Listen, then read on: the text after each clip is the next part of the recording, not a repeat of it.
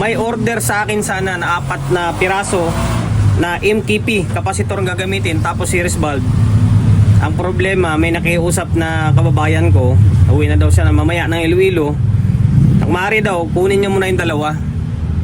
Kaya sabi ko sige, kaya naman kailangan na Sabi ko sige, gawa na lang kita dalawa. Kaya siya nag-order sa akin ng 4. Tira mo na bossing, palitan ko na lang. Ito MKP daw, request sa atin. Bali first time or kauna-unahang order sa atin ng MKP na kapasitor to. Ito MKP MKP na 1.5 yung dinidemo natin kasi nagustuhan niya yung tunog. Na actually maganda naman talaga yung tunog nito against sa ibang mga kapasitor. Para sa akin para sa akin lang naman. Yan, MKP na 400 volts ito. Tapos siyempre samahan natin ng bumbilya para sa safety niya. Maganda na yung tunog, tapos safety pa yung driver compression natin. Ito 12 volts na 35 double contact. And then pasadaan natin ang resistor. Kung ayaw ni bossing ng tunog ng may resistor, bahala siya, tanggalin niya kung ayaw niya. Pero ito atin, samahan na natin agad. Okay? Bali, sundan nyo na lang yung video natin kasi naka-steady yung camera natin. Okay, series lang din naman to. Unang move ay dito tayo sa may wala lang shrinkable tube. Gamit tayo ng shrinkable tube para hindi siya babaklas. Okay, salangan natin ng tube yung mga wire natin. Ayan. Sa mga umorder sa atin ito na order lang, di man lang nag-down or hindi man lang nagbabayad, pasensya na. Made to order na down muna or bayad muna bago tayo gumawa kasi mahirap na para iwas cancel. Yung iba kasi pag nagawan na tapos pag tinitext mo na okay na yung unit, hindi naman nagre-reply na, sayang yung effort mo, sayang oras. Kaya kung gusto niyo talagang umorder, mag-down muna kayo or magbayad kayo bago natin siya gawin. Kaya sa mga umorder sa atin na hanggang ngayon di pa rin nagagawan, pasensya na, sana maintindihan nyo ako. Yung iba naman kung talagang yung umorder sa atin nagda-down naman agad yung iba nga pinupulipid na agad Okay, ganito lang. Wire series mo dito tapos papunta dito. Iba yung setup natin ngayon dahil hindi na siya kapasitor na electric fan, hindi tayo nagdudugtong ng wire na. Ito diretso na lang, tutok na lang dito sa may kung makikita nyo sa may isang pin ng bulb natin.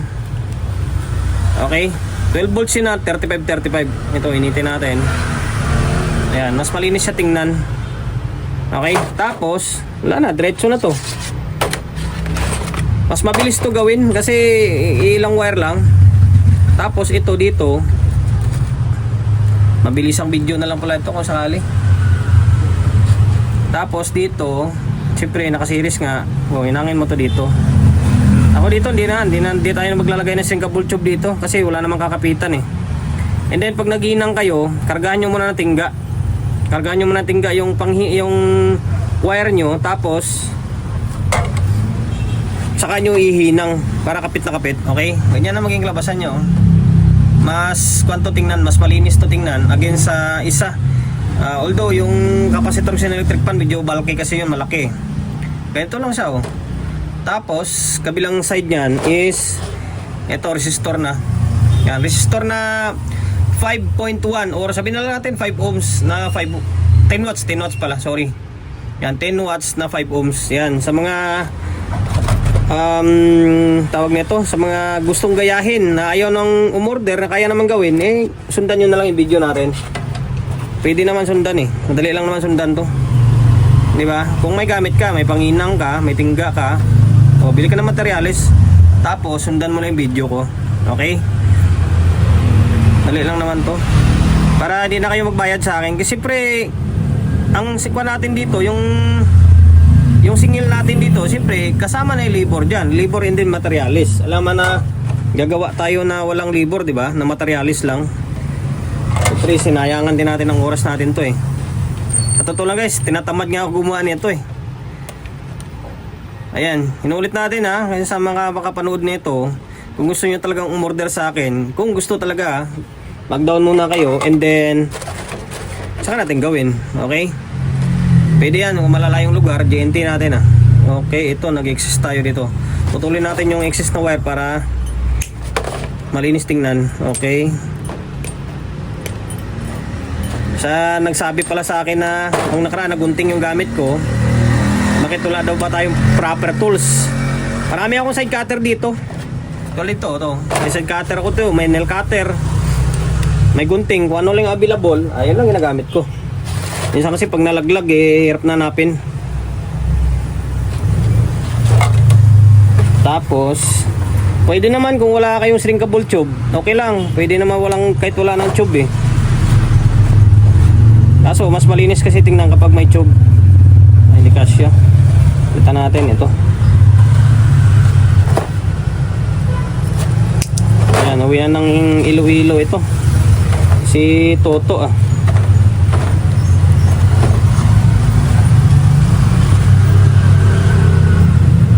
Dito sa may negative side, diretso lang naman tawag dito, kaya nga nag-series eh. Okay? Kita pa sa camera natin. Dudugtong lang natin to. Pwede nyo i-twist yung wire, pwede naman rekta. Kung maganda yung panginang nyo, kahit rekta, pwede lang. Pwede naman ah. Tapos, salangan mo to ng tube. Ayan, para kumapit. And then, di basta-basta bibigay yung hinang. Okay? Tsaka ito, initin. Pwede naman lighter gamitin. Kung wala kayong lighter, di ka naninigarilyo. Ito, panginang, pwede na. Okay, ito na yung magiging labasan niya. Mas malinis siya tingnan. Okay? Ito siya oh. Ngayon, ang proseso nito, similar din naman sa isa. Ay, papakita pa ba natin? Hindi na, di ba? Kasi dalawa ito, ito yung materialis ng isa pa. Oh. Okay, hindi ko na ipapakita kasi ganun lang din naman, nahaba lang yung oras natin. Ayan, sundan nyo lang. Ito, series, galing sa isang wire, MKP, tapos series dito sa isang pin, tatawid dito. Oh, ito na yung kanya, out nya. Tapos yung resistor, diretso lang to dito. Ito galing amplifier, tapos yung out nito sa may valve papuntang tweeter natin or driver unit natin. Although pwede naman kahit baliktarin o baliktaran, pero ako mas maganda na mahuli ito. Okay, yun lang. MKP capacitor. Hindi na ako mag-outro.